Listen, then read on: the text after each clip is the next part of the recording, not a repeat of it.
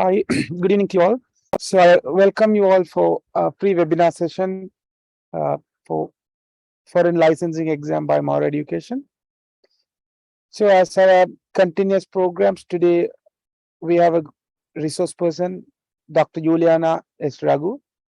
She's a specialty registrar, special interest in geriatric in UK. She's going to talk about ethical principle for PLAPs and other licensing exam. I think around 10% of questions are coming in ethical practice for the PLAP. So it is a very important topics, and especially Sri Lankan doctors, we are lacking on this ethical practice. So I thought it would be a best topic for us to be done by a doctor who is practicing in UK. So I think this lecture is going to be very useful for us. Welcome, Juliana. So this is for you, these lectures.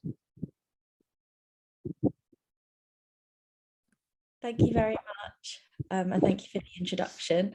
So as Dr. Rajivan had said, that we're going to today talk about sort of ethical principles for other licensing exams. So I'm going to start by talking about what we're going to cover today is about good medical practice, duties of a doctor, confidentiality, maintaining professionalism, decision-making and consent, mental capacity, care at the end of life, leadership and management, candor, and raising concerns. And then I've got two questions at the bottom, at the end of the slides, just to put it all into practice. And then there's an opportunity for any of you to ask any questions you have with respect to any of this. So all of medical practice in the UK are all produced by guidance developed by the General Medical Council.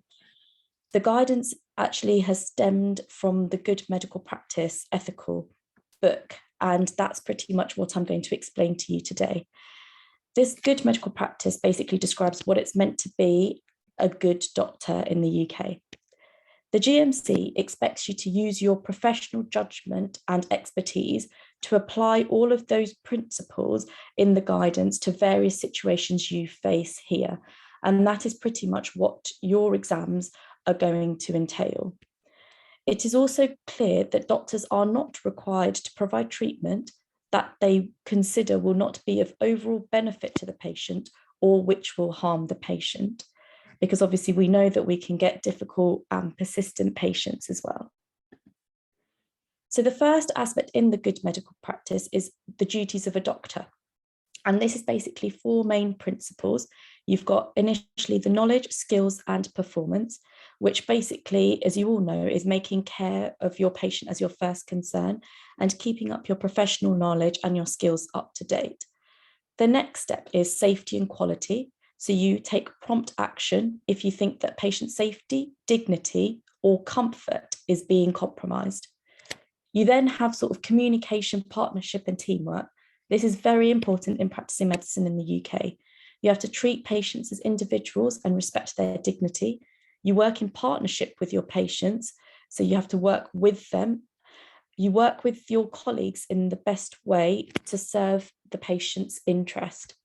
And then last but not least, it's maintaining trust. You have to always be open and honest and act with integrity. You must never discriminate unfairly against patients or your colleagues, and you never must abuse your patient's trust in you or the public's trust in your profession. And that's very important here because you are basically representing your profession to the public. So first sort of guidance is about confidentiality. Obviously, doctors are under both ethical and legal duties to protect patients' personal information from improper disclosure. So when you are talking about a patient or to other colleagues, you must make sure you use sort of minimum necessary personal information, and you must protect that information. You must comply with all the law, and you only must share the relevant information that's going to directly affect their care. And you must always, before sharing that patient's information, you must ask for their consent. You should tell patients when you are sharing their personal medical information, and you must also tell them what information you're sharing, and you must support the patient's access to their information. So here you can't just hand out notes and reports to patients. They have to specifically request it through the trust and then get access to their own notes. You can't just print off blood results. You can't just print off notes and just give it to the patient here. Obviously, here there's a lot of sort of employment insurance and that legality of stuff and confidentiality. You have to be careful when you're disclosing information about medical information about patients to employment insurance or other insurance companies. You should only disclose what is relevant, and particularly what they have specifically requested. You have to disclose what directly how relevant that is to that insurance claim. You should offer the patient a report of what you are going to then disclose to the insurance company before you send it to them. You must disclose all information if it's required by law or by the courts, and you have to let the patient know that you're doing so. Disclosing personal information about a patient without their consent is only justified if it's in the public interest, or if failure to do so may expose them to risk of death or serious consequences. So those are the only reasons in which you can disclose a patient's information without their consent. But mostly you must make sure that you have obtained the patient's consent prior to disclosing any of their medical information. So this is a very busy slide, but I'm going to talk to you a bit more about it's about driving, and obviously driving here has got its own laws. Every time you treat a patient, you must make sure that any treatment that you give, is that going to affect their driving? The DVLA is our driving agency here in the UK. And if you feel that any treatment that the patient's going to undergo, or any treatment that's going to affect their fitness to drive, then you need to explain this to the patient, and you need to tell them that they have a legal duty to inform the DVLA. They must disclose all the relevant medical information in confidence, and you have to document in your notes to say that you have told the patient that they cannot drive. There are lots of scenarios where this can then change. So if the patient then says, actually, driving, their life depends on driving, and that they don't want to do that, you basically then seek a second opinion. So you get another doctor to come in and have that same conversation again. If they then say that, okay, they will contact them, you must make sure that they have contacted the DVLA. Obviously, if a patient is incapable of understanding this advice, then you have to contact DVLA on their behalf. If then they say, if you realise that the patient is still driving despite you having spoken to them multiple times, and you haven't been able to persuade them from stopping driving or contact the DVLA, then you must speak to your senior colleagues and you must contact the driving vehicle licensing agency directly and disclose that information.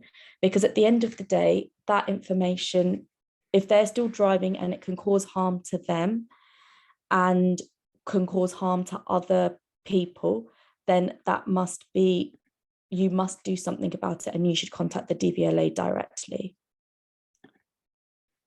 The one thing you must do is make sure you maintain professionalism throughout.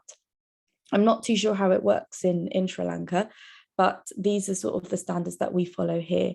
You must not refuse to treat a particular patient or group of patients because of your personal beliefs or views about them. You must always respect their decisions. So we have patients here who say that they don't want any tests or scans. If you think their decision is irrational or wrong, you still must accept that they've made that decision. You can't force them into having tests or medication that they don't want to have. You can, in an emergency, however, you can provide treatment that is immediately necessary to save their life or to prevent deterioration in health without consent, or in exceptional circumstances against the wishes of a person with parental responsibility. when you undergo sort of intimate examinations, you must always offer a chaperone. If a patient tells you about a breach of sexual boundaries, or you have other reasons to believe that a colleague may have displayed sexual behaviour, this is surprisingly common here, you must report your concerns to a person or to your organisation, and they will investigate the allegation. And if you suspect that your colleague, another doctor, has committed sexual assault or other criminal activity, then you have to report it directly to the police. When you report your concerns, you must make sure that you respect the patient's confidentiality. Obviously, there's guidance about good prescribing. Here we have lots of guidance about prescribing in general. We have the National Institute for Health and Care Excellence, which is NICE. That's a licensing body that basically gives us all the guidance and all the evidence based for prescribing. We've got the Scottish Medicines Network, who also have their own formulary, and we've got like the All Wales Medicine Strategy Group. The other subspecial, like Royal Colleges, have also got their own sort of prescribing guidance. The main formulary we use here is the British National Formulary, the BNF.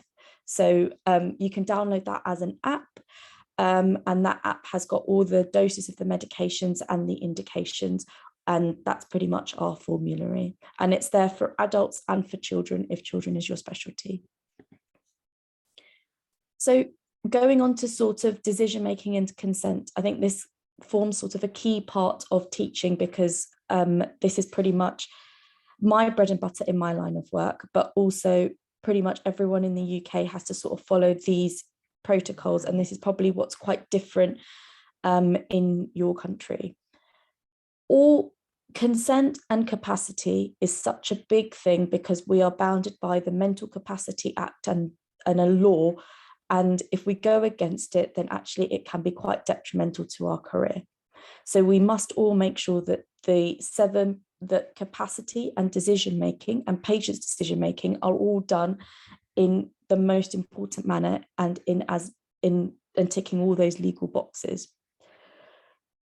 The principles of this, of capacity, is number one, all patients have the right to be involved in decisions about their treatment and care and be supported to make informed decisions if they're able to.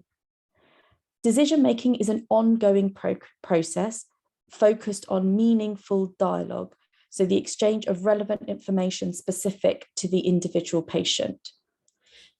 All patients have the right to be listened to and to be given the information they need to make a decision and the time and support they need to understand it. So all care, you need to give them that time to make that decision. It doesn't have to be same day, it can be another day, you know, and that's how it's supposed to be.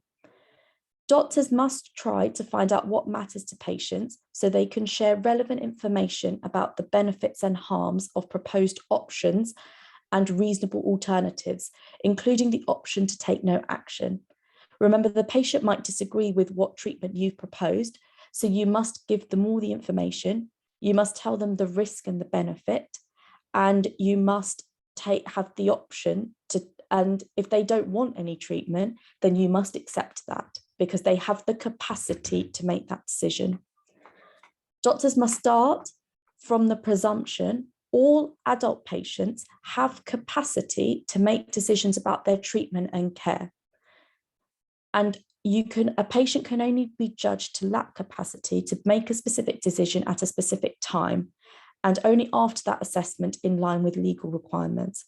So all patients, all adult patients that you see have capacity until proven otherwise. And the choice of treatment, if say a patient lacks capacity, and the next following slides we will talk through how to assess mental capacity, but if they lack capacity, then it must be the overall benefit. What is the overall benefit to them? Taking into account the decisions should be made in consultation with those who are close to them or who are advocating for them. So like their next of kin or their relative or their legal power of attorney. Patients whose right to consent is affected by law should be supported to be involved in the decision-making process and to exercise choice is possible.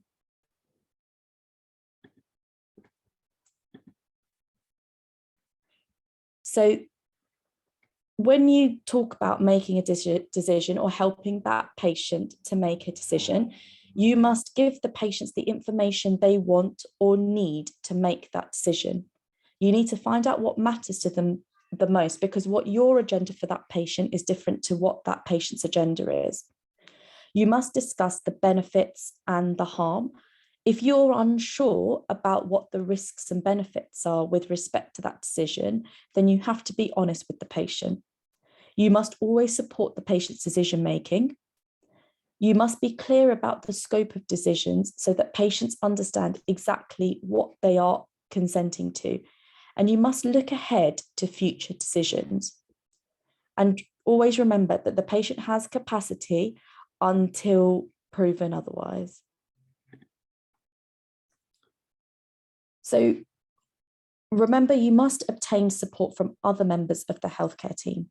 You must know what your responsibility is and you delegate appropriately. So you might have the initial conversation about certain treatment, like sort of cancer treatment or something like that, but then you must then continue that with sort of the specialist nurses who can then follow on with the decision making. Remember, if you disagree with a patient's choice of option, you must respect their right to decide. You must not force them to have any form of treatment or medication or whatever decision or scans, whatever decision that may be. If a patient is making an unwise decision, you must not automatically assume that they lack capacity. Patients with capacity are allowed to make unwise decisions and make stupid decisions. Remember, you must make sure that patients are kept informed about the progress of their treatment, and you should let patients know that they can change their mind at any time. And I think that's probably the most important thing, is letting them know that the decision they have made at that point in time and that decision, that can be changed, because some patients are hesitant to make decisions because they feel like once they've made the decision, they can't go back on their word, but they can. So I told you about the Mental Capacity Act. Mental Capacity Act is what all of the decision-making and consent principles are based on. The Act was created in 2005, and it's an act of the Parliament of the UK applying to England and Wales. The primary purpose of the Mental Capacity Act is to provide legal framework for acting and making decisions on behalf of adults who lack capacity to make decisions for themselves. Remember the 5 key principles. Remember that they have, we've talked about these, but I'm just running through it again. But the 5 key principles of the Mental Capacity Act is that they all adult patients have capacity until proven otherwise. They must not be treated as unable to make a decision unless all practical steps are there to have helped them to make that decision. When I mean practical steps, so if they can't hear, then you must make sure you've done it in writing. If English is not their first language, you must make sure that you've discussed that decision with them in a language of their choice. So that's what it means by when it says all practical steps. And say if they're blind, you must make sure that you've used Braille to have that conversation. And yet again, language is the most commonest thing. If English isn't their first language, you must make sure that all avenues have been utilised to speak to that patient. A person is not to be treated as unable to make a decision merely because he or she has made an unwise decision. Remember, everyone's allowed to make an unwise decision. An act or a decision made under the Mental Capacity Act for or on behalf of this person who lacks capacity must be done in their best interest. This act was created to protect patients who lack capacity. Before the act is done or the decision is made, regard must be had to whether the purpose for which it is needed can be as effectively achieved in a way that is less restrictive of the person's right and freedom of action. If a person lacks capacity and you're acting in their best interests, you must use the least restrictive option in light of their best interests. So how do you assess patient's mental capacity? You've seen this patient, they need some form of surgery. Once you've done your 5-step process, you realize that this patient does not have capacity. Mental capacity assessment is taken via a 2-stage test of capacity. The first step is, does the person have an impairment of their mind or brain, whether as a result of an illness or an external factor? And then the second question is, does the impairment mean the person is unable to make a specific decision when they need to? So if the answer is no to those 2 questions, and I'll bring them back up here, it means that the patient has capacity and then they can make their decisions. Remember, people can lack capacity to make some decisions, but they have capacity to make other decisions. And capacity is time and decision specific. So they may have capacity to make that decision at this point of time, but if you ask the same question in 2 days' time, they may not be able to make that same decision later. So when you look at these 2 questions, if they've answered no to both of those questions, it means that they have capacity to make those decisions. If they have answered yes to the above questions, then it means that you are now starting to assess whether they lack capacity, in which case they need to meet all of these requirements here. Can they understand the information? Can they retain the information? Can they weigh up the pros and cons of the information? And can they communicate their decision? If they can do all of these, then it means that they have capacity. But if they can't do any one of those, so if they can't understand the information, there's no point going further because they already lack capacity. They must be able to tick all of these 4 boxes to say that they've got capacity. In complex cases where you believe that you can't make a judgment, you should always ask input from specialist inputs from like psychiatrists or neurologists or speech and language therapists or like the nurses.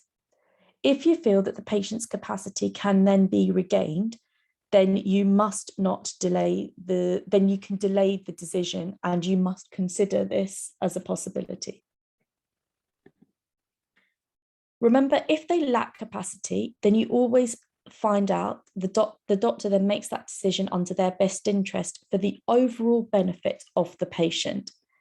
But before you make this decision, before you make any decision under their best interest, you must always see, has there been any evidence produced that patients have previously expressed their values or preferences that are legally binding? So here patients will have what we call an advance directive, where they record specifically what their wishes are and what they want done in the future should they lack capacity. So you must make sure that they have that document to help you make your decision. They may have a lasting power of attorney who has health and welfare. There's 2 types of lasting power of attorneys in this country. There's a health and welfare and there's a finance. The finance does not apply to medicine, and patients will try and tell you that they have lasting power of attorney, but when you ask them, they say they will have it for health, they say they will have it for finance, but not for health and welfare. Only patients' relatives or next of kin who have lasting power of attorney for health and welfare have the legal authority to make the decision on the patient's behalf. Nobody else does. If there is no evidence of either an advance directive or a lasting power of attorney for health and welfare, then as a doctor, you make the decision in conjunction with their next of kin as a best interest decision. Here we have lots of patients who don't have any family or next of kin. What do you do then? So as a doctor, if they lack capacity, they don't have any family, they don't have any next of kin, they don't have any legal, no advance directive and no legal authority, then you must consult the independent mental capacity advocate. The IMCA as known in shorthand form, they hold legal right to patients who lack capacity, who have no family member or next of kin. You get this, we've now just talked about lack of capacity. Sometimes patients don't want to or cannot be involved in decision making. Remember, any adult who has capacity, nobody else can make a decision for them on their behalf. You should always try and find out why that patient doesn't want to be involved in decision making. You must explore this and explore whether you can do anything to reassure or support them. If after trying to discuss options with them along the lines set out above, your patient then insists that they don't want even the basics of the information, then you'll need to assess whether their consent is valid so that you can proceed. If you feel that a patient's rights have been abused or denied, then you must follow the local safeguarding procedures and you must consider about raising concerns. Sometimes patients are under a predicament or in a toxic environment where they feel like they can't make their own decisions because somebody else is holding control of them, what we call a form of abuse. And if they are in that abusive environment, it means that they can't make those decisions, and you feel that you must always raise a safeguarding with respect to that. End of life care, as I've heard, is not a popular specialty in Sri Lanka, but here, end of life care, you must give all the patients who are approaching the end of life care the same quality of care as you give other patients. It's very prominent here, and it's very important that patients die with dignity. End of life, the definition of end of life is that they are likely to die in the next 12 months. You must give early consideration to palliative care needs so that they receive high quality treatment and care that support them to live as well as they possibly can during their end stages of their life. Remember, there is no absolute obligation to prolong life, irrespective of the consequences for the patient and irrespective of the patient's views, if they are known or can be found out. You should not start treatment that may be of some benefit to the patient or to continue treatment that has no overall benefit, because you are effectively causing them harm and therefore not providing them with a dignified care during their end of life. Do not attempt CPR, DNA CPR. So we have red forms, that's what they look like. They're like a red form that basically is a red form that says, do not attempt CPR on me, or DNA CPR. This is a document that's but be regarded as a clinical assessment and decision made and recorded in advance. If no DNA CPR form is present and the patient has arrested, then CPR must be started. Here, normally we ask what the patient's wishes are. A majority of the time, patients do not want CPR. And technically, making this decision, a DNA CPR decision, is actually a medical decision. So even though we like to have the patient's consent, so to say, you must also know that it is your medical decision that then is what's taken forward, and that's what you have to do when you put in a DNA CPR. Sometimes the patient and the family might disagree. If, as a clinician, you feel that the patient should have a DNA CPR, but the patient and the family disagree, you must seek a second opinion, be it from an ITU consultant, be it from another medical registrar. You must seek second opinion.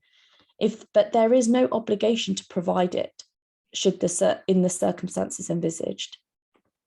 If a patient agrees with a DNA CPR, then the next of kin must be notified that the patient has a DNA CPR with the consent of the patient. If the next of kin, we've had multiple cases go to court because of a DNA CPR being put in place and that has not been discussed with the next of kin. They're just not aware of it. So you must make sure that you do discuss it. And you'll get requests from patients about euthanasia, and that is illegal in this country. Care after death is equally as important as care during life. You must always find out if organ donation has always been implemented or if the patient is on the organ donor register. You must make sure that the death certification is completed in a timely manner and offer support and assistance to the bereaved. You must not delay completing a death certification and signing a cremation form. And here, if there are certain criteria in which you have to report a death to a coroner, for example, if they've had surgery in the last year, if they've had a fall in the last 6 months, these are two scenarios in which a death must be reported to the coroner. And you must comply with all the legal requirements when reporting those deaths to the coroner. If a patient needs to be referred to the coroner, you must explain that and discuss that with the family. The family might say that they don't want a coroner referral, but remember, it's your legal right to refer the death to the coroner. If you don't have a cause of death that you can't put on the death certification, you must also refer to the coroner, because the coroner, A, can come up and help you provide you with the cause of death, or B, they have to undertake a post-mortem. So moving on, we're going to talk about the next pillar, which is the leadership and management section. Here, the formal leader of the team is accountable for the performance of the team, but the responsibility for identifying the problems, solving them, and taking appropriate actions is shared by the team as a whole. The Good Medical Practice and GMC state that this is what is expected of you, because as all doctors, you are in a leadership and management role when you start working in this country. You must respect your colleagues. You must communicate between and within your teams. You are held responsible and accountable for all your actions. You must reflect on your practice, and you must do a performance review and undergo revalidation. Revalidation here in this country is every 5 years, and that's done by the GMC and done by your local authorising body. You must always keep up to date, which is going to courses and doing your what we call your CPD, which is your continuing professional development. You must keep up to date with information governance, which is your IT training, your local statutory mandatory training at your local trust. You must be involved in induction and mentoring. So the junior doctors, medical students, student nurses, it's your responsibility to undergo mentoring and supervision for them. You must be involved and heavily involved in teaching and training the next generation of doctors. And if there are any issues with grievance and performance and health, you must make sure that you then address that as soon as possible. So the last sections are on sort of duty of candour and raising concerns. This is very important in this line of, in it particularly here with lots of legalities and other sort of legal issues that can arise in this country. The way you report any concerns, when you realise that something has gone wrong, after doing what you can to put things to right, you or someone from the team must speak to the patient. You should always share all you know and believe to be true about what went wrong and why did it go wrong and what the consequences are as a result of it going wrong. Patients expect to be told 3 things when you apologise for something going wrong. Number 1, what happened? What can be done to deal with any harm caused? And what will be done to prevent someone else from being harmed? You must always be open and honest. That's something gone wrong. But if there's a near miss, you must always be open and honest with the patient. If something goes wrong with patient care, you must report this. And the reporting systems are numerous. Locally, in your local organisation, there's the instant reporting system known as the DATEX. There's patient safety instances in England and Wales are reported to the National Reporting Learning System, and that's on a wider scale. And once you've done your DATEX, your local organisation will determine whether it goes any further. If there's a serious suspected adverse reaction to a medicine or any suspected adverse reaction to products marked with a black triangle in the British National Formulary, you must use the UK-wide yellow card scheme to inform the Medicines and Healthcare Products Regulatory Agency. So serious suspected adverse reactions, obviously like anaphylaxis, must all be reported via the yellow card scheme.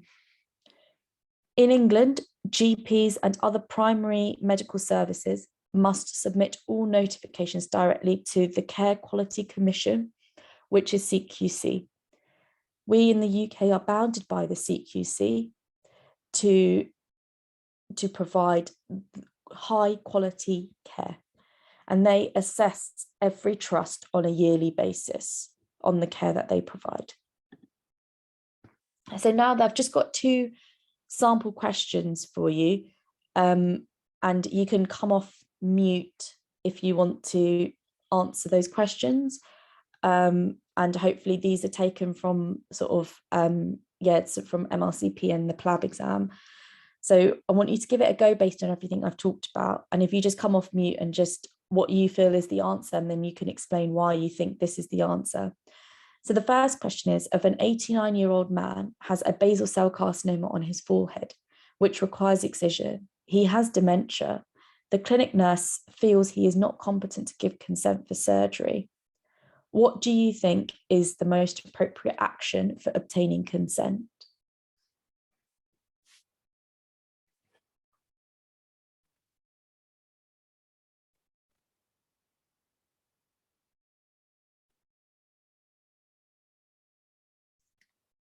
Yep, so loads of people have said A. Somebody said E. Got A. I'll give you a couple more minutes.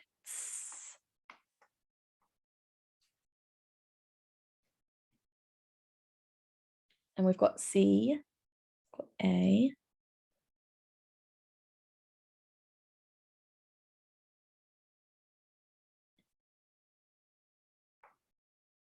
Okay, so most of you have said A. There was a couple of people that said E. Anybody who said A, do you want to just unmute yourself and just tell me why you think A is the right answer?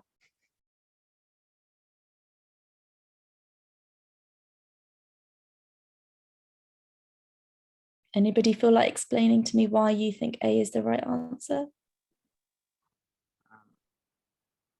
Yeah, hello. Yeah. Can you hear me? Yeah, I can hear you. Yeah. Okay. So, the patient has dementia. Although the patient has dementia, in early dementia, the patient could still have the capacity to make a decision. So, just because the patient has dementia, we cannot assume that the patient doesn't have the capacity.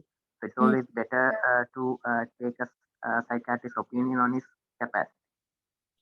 Yeah, so you're absolutely right in the sense that, yes, he lacks, just because he's got dementia doesn't mean he lacks capacity. That's right. You've gone 2 steps ahead though, because you've hit the nail on the head in that actually we need to assess his mental capacity.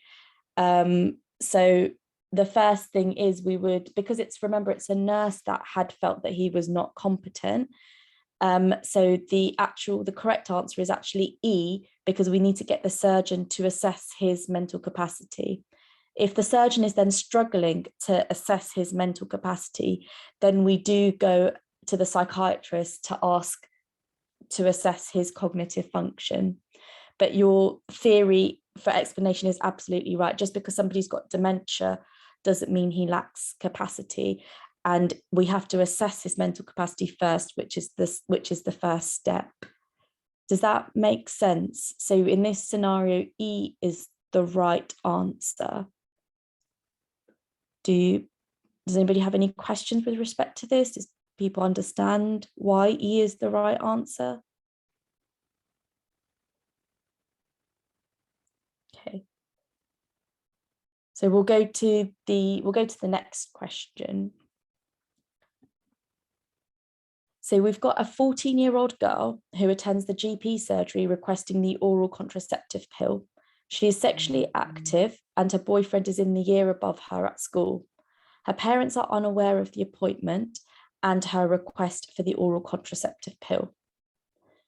What do you think is the most appropriate management here? I'll give you a few minutes. You can just pop in the chat what you think the answer could be.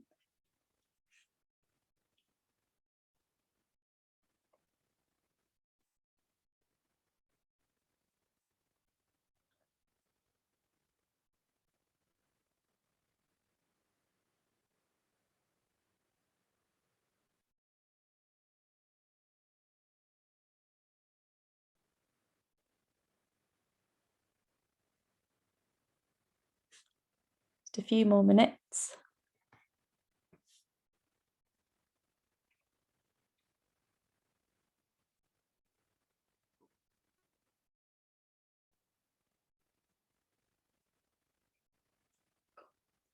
I think you're very good at this one. I think you've all got the right answer. It is A. Yep, you advised her about safe sex and prescribed the oral contraceptive pill. We've got this thing in this country called Gillick competence. So anybody below the age of 18, they've got Gillick competence if they can understand. It's basically going through that capacity assessment again, is whether they can understand, retain, weigh up the pros and cons and communicate their decision. If they can do that and if they're sensible, then yes, you advise her and you prescribe the oral contraceptive pill because she's got Gillick competence. So I've done a lot of talking. Is there anything from this very heavy topic? Is there anything that any of you got to ask? Have you come across any questions that you're not too sure about? Anything you want me to go over again?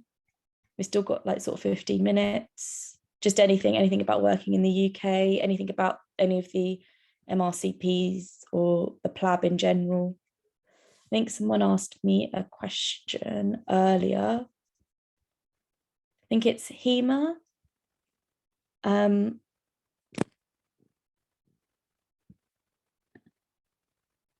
Yeah, I think it's being recorded, and I will ask the team at Mara Education to send you the presentation, and my next slide will tell you the reference that I used.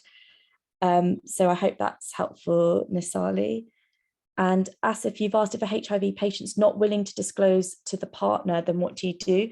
Then actually, if they don't want to disclose to their partner, then you have to disclose to the partner directly. Does that make sense? Because if they've got HIV, then they're putting their partner at risk of getting HIV, and because that's causing harm to that person, then you have every right to disclose that information to the partner, but you give the patient a few chances, so to speak, as to telling their partner directly. You can offer the patient to bring the partner in for the consultation, and you can have a discussion as a combination, as a three-way conversation. But you have to give that patient a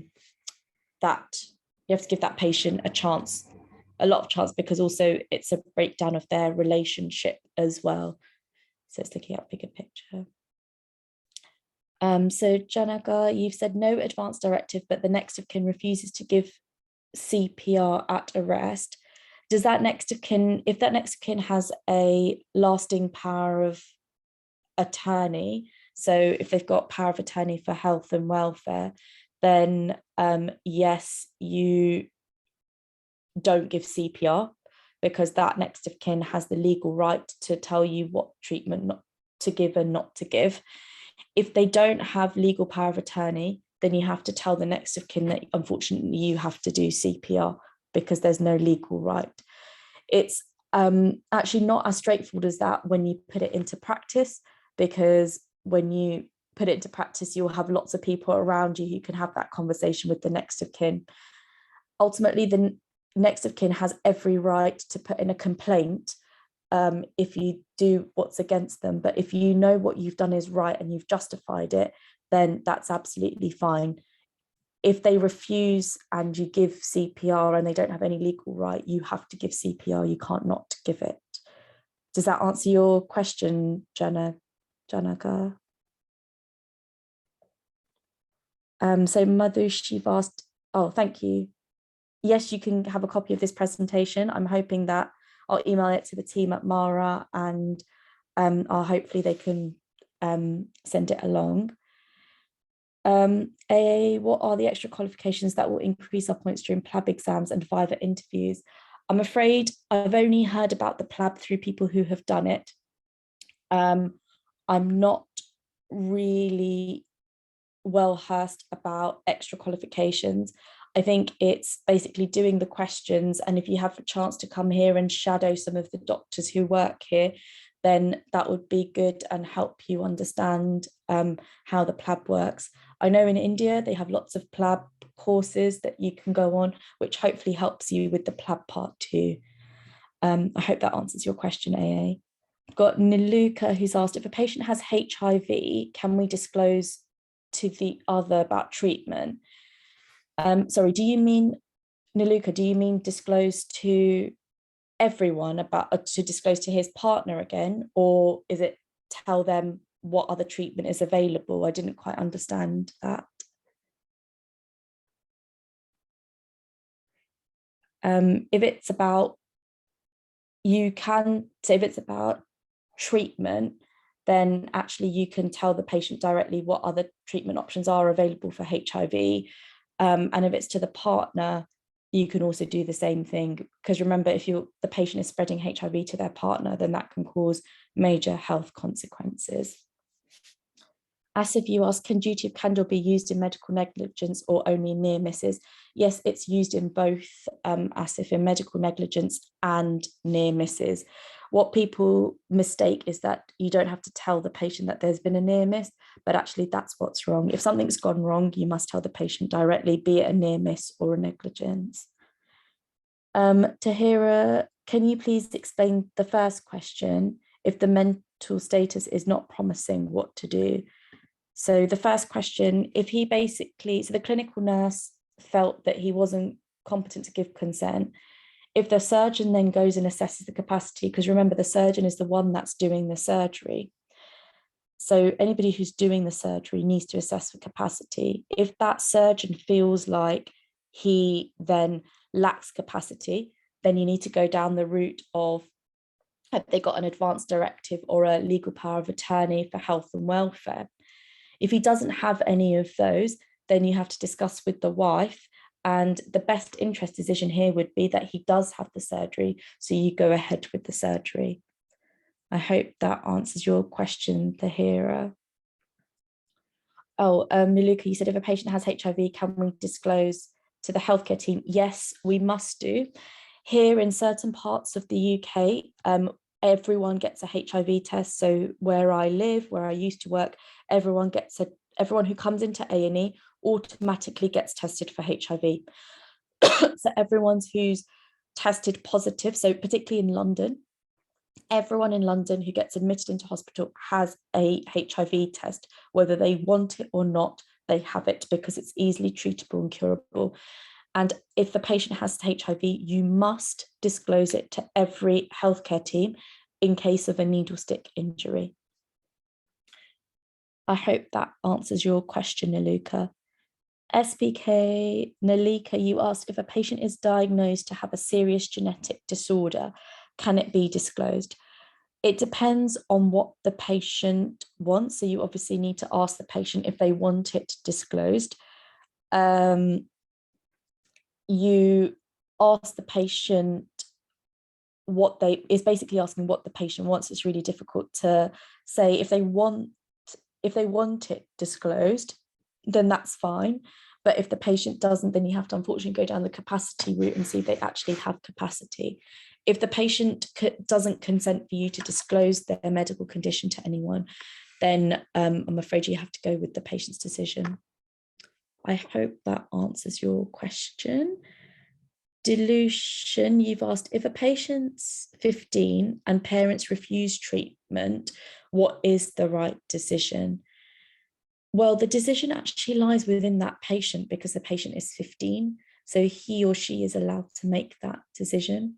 So it's having that conversation with the patient and the parents, and finding out and taking the parents away and speaking to the patient directly. So if that patient has wants that particular treatment, then the patient has to go ahead with it. It's not the decision for the parents to make. I hope that answers your question, Lucian. You're very welcome, Nilisali. Jenica, patient telling you to take the decision, I'll agree to any decision you take. Yep, that's very common.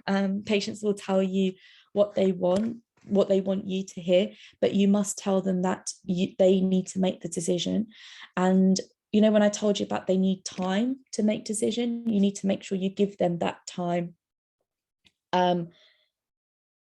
to make that decision, because they're not going to be able to make that decision straight away. So you say, look, this is what we recommend, but these are the decisions that are available. These are the options.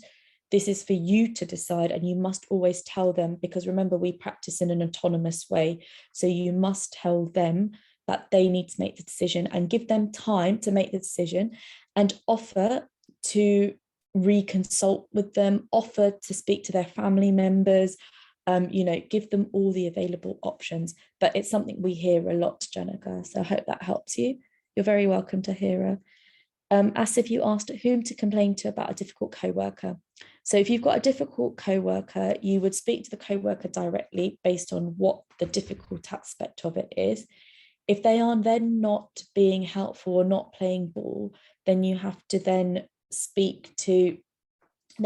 go and speak to your senior consultant, basically what your consultant essentially. So it'll be, we work in a hierarchy system about complaining about a difficult co-worker. So it'll be, firstly, speak to the co-worker directly, then go to the next person above, which is your consultant. And then if it's not your consultant, then it's the clinical director.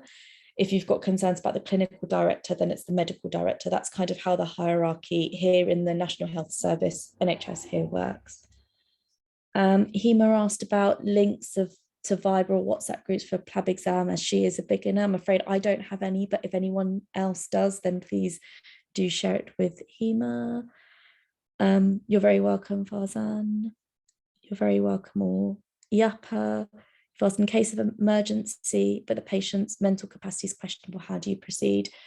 You have to assume the mental capacity can not necessarily be questionable. You have to get somebody else. In a case of emergency, you treat them.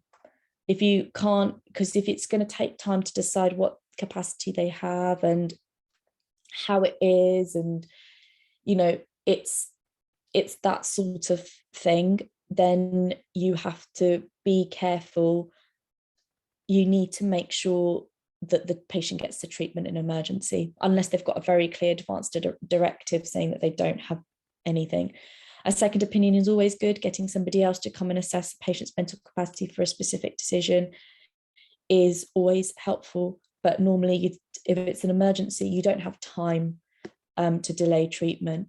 So if you don't have time to delay treatment, you provide them with life-saving treatment. Asif asked, what's the lowest age for GILET competence? It's 13.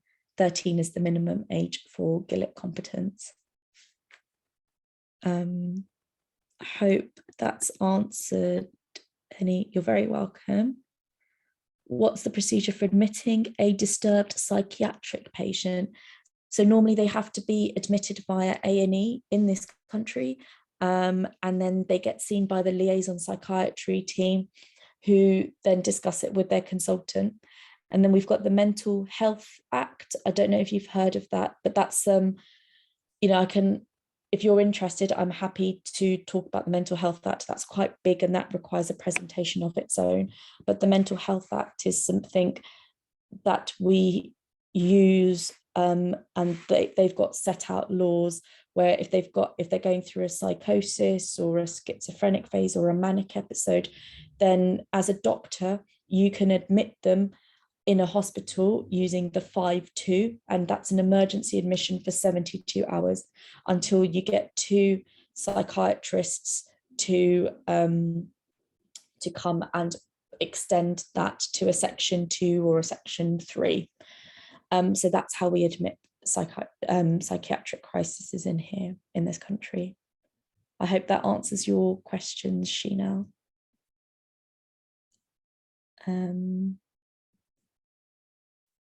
Yeah.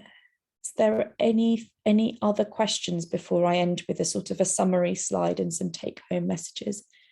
Very welcome.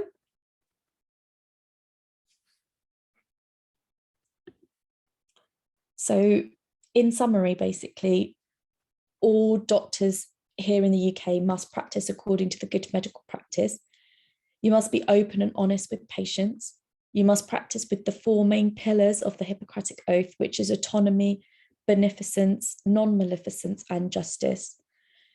If unsure, always ask, because patient care comes first. And this is my reference, which is basically taken from the GMC website. And I've basically incorporated my own experience and my own experiences working as a doctor in the presentations. Loads of you have asked for slides, so I'll hopefully be able to send it to Mara Education and they can pass it on. Oh, SP Nalika has asked, can it be disclosed to parents regarding a child's suicidal ideation? Very good question. It depends on how old the child is. So if they've got Gilead competence and they don't want their parents knowing, then you legally can't really disclose it. If they don't have Gilead competence, then actually you should be disclosing child suicidal ideation to the parent. I hope that answers your question. Thank you very much. I'll just stop sharing my screen. You're very welcome. Thank you.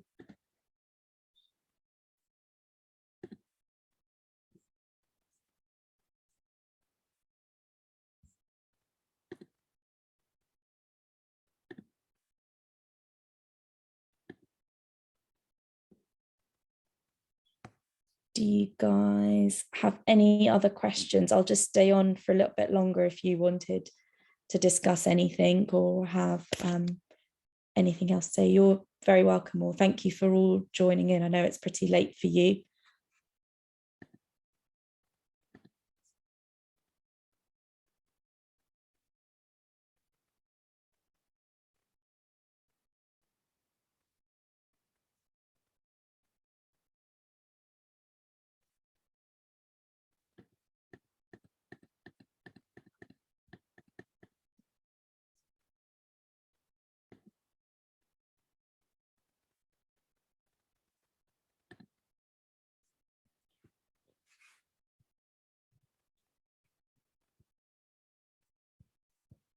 Imaisha, are they going to change PLAB to UK MLE? I'm afraid I don't know the answer to that question.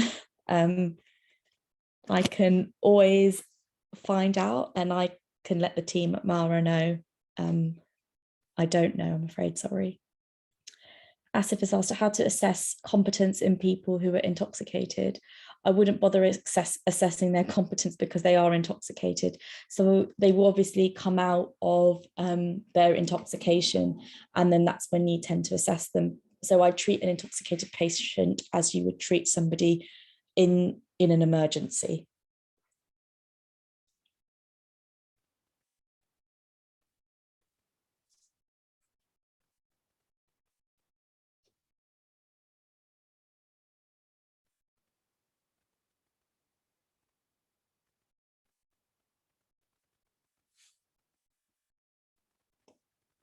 Hope that helps.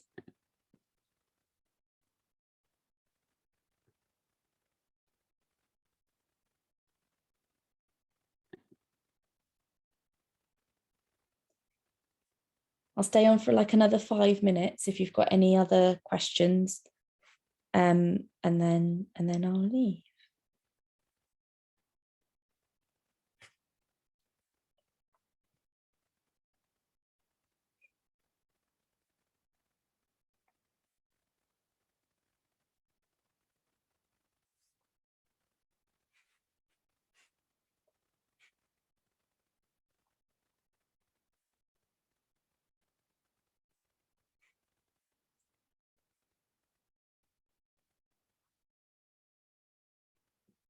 Can we go to Australia if we pass PLAB without doing AMC exams? I don't know, because for a UK to go to Australia, it's quite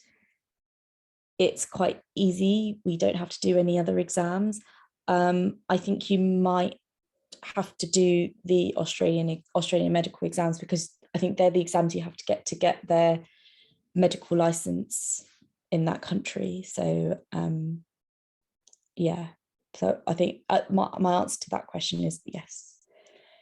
Tahira, you asked about euthanasia. So euthanasia is where patients ask you to essentially kill them. People here go to Switzerland because euthanasia is legalized in Switzerland, but it's not here. So you'll have a lot of, particularly the end of life care patients who are basically in pain. They will all ask you about euthanasia. So the main thing you really need to know is that it's not legalized in this country. And actually, if you're seen to practice it, you can be prosecuted for it. So that's pretty much euthanasia in a nutshell. Euthanasia is not the same as providing like a syringe driver with morphine for end of life care. And obviously, I don't know if you've heard of Harold Shipman and the cases we have had in the UK with respect to Harold Shipman and the Gosport. All of that have caused lots of anxiety amongst patients and relatives about giving morphine in end-of-life care and for pain management. But you must reassure the patients that morphine doesn't kill the patients, it makes them comfortable. So there is that element of distrust between euthanasia and end-of-life care. But euthanasia is something we don't practice here, so it's not legal. Hema, you asked about the salary of a doctor in the UK. We're fighting for more. I don't know in what terms. It varies depending on which grade you are, and it depends on how many years you've worked in the NHS as well. I can't tell you exactly how much it is, but we are a public, we are funded by the government. We are not private. It's a national health service that's been developed by taxpayers' money, and it will all be done. It's all government basically. So the salary is probably not as great as, say, if you had a private practice. But it varies. So yeah, I don't know in which way you want to know the salary. It varies depending on what grade you are. AA, will there be major changes if they change PLAB into UK MLE? No, in fact, UK MLE will be, I think maybe just the question bank will change, but the underlying medical principles will be the same.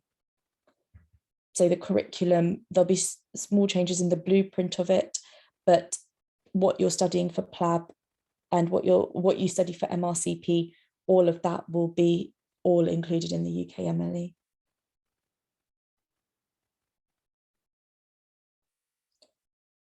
And somebody asked about IELTS.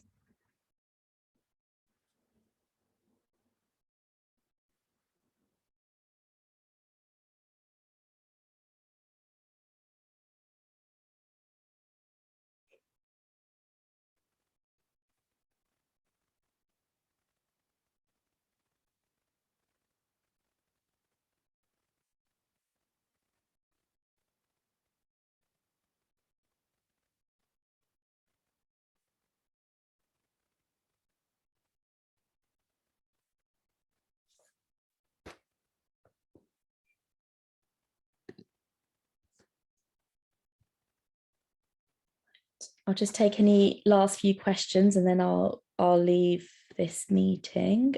What will be the full cost for foreign students to complete PLAB?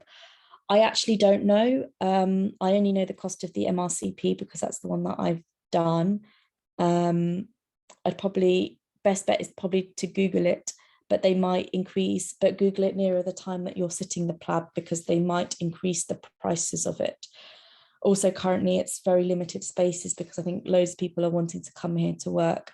So I think I've been told that getting a space for a PLAB exam is very difficult at the moment. You're welcome. What can we do to build our portfolio while in medical school? I think the key things here that they look for is sort of signs that you're a very good leader. So any leadership, any management qualities, any teachings that you've organised, so teaching sessions you've organised and helped run, they're kind of things that they look for here in this country. Obviously making sure your exams are done well, and yeah, and that's pretty much it.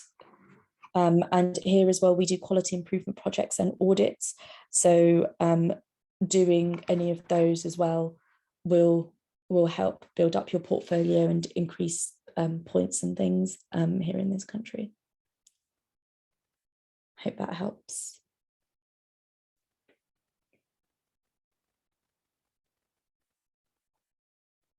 You're welcome. Right, I'm going to leave you all. I hope this has been helpful. I'll send the slides off to Mara Education, who can then provide you access for all. If there aren't any questions, I'll leave you all in peace. Thank you all for attending. Goodbye now, and I hope to see you all in the UK soon.